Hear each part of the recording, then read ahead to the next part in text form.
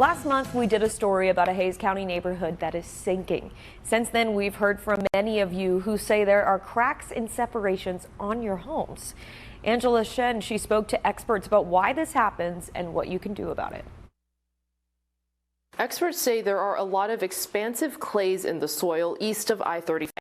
This happens along the boundary of the Edwards Plateau, which is roughly from Dallas to San Antonio. Sandra Reyes has lived in the Stonefield subdivision in Buda since 2017. This year, she started noticing cracks inside her home, running down the wall and on the tiles, then on the outside of her house as well. The front of the house was the worst, so it almost dropped 3 inches. And then I started feeling the difference. It started raising or lowering on one side. She spent $20,000 getting 16 concrete and steel supports put in underneath her home. These squares on the driveway are where workers had to drill at least 5 feet down just to be able to lift the house. Once they lifted the front, it lifted back up, and they put the supports in.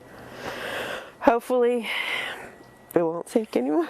Many of her neighbors have similar foundation issues. My goal going forward is, to try to bring some awareness. You know, when you start looking in a home, because it is not covered by insurance, and it's one of your largest expenses probably for a home. Dan Breeker is a geosciences professor at UT Austin. He explains why these foundation problems happen. Well, there's soils that are common in Texas, and especially in central Texas, that contain a lot of shrink swell clays.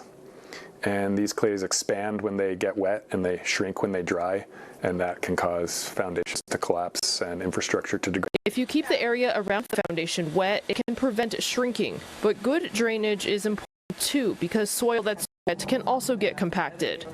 If the shrink swell clays make up half of the soil composition, it creates problems. If you can anchor infrastructure in bedrock rather than in the soil, then these shrink swell problems aren't going to be as bad. There's a web soil survey tool online where you can see what kind of soil is in your location. The locations where these problems are the worst, they are kind of spotty and sporadic. It's not like the entire city is built on these soils. Not Laboratory, a forensic engineering company, says most of the time infrastructure issues are associated with moisture. The structure is kind of light when you inject moisture into these clays, and you can easily lift up a foundation. And if you lift that up differently on one side or one corner or something like that, then that's where we start to see distress in buildings. He says some newer buildings have soil testing done to get the right foundation.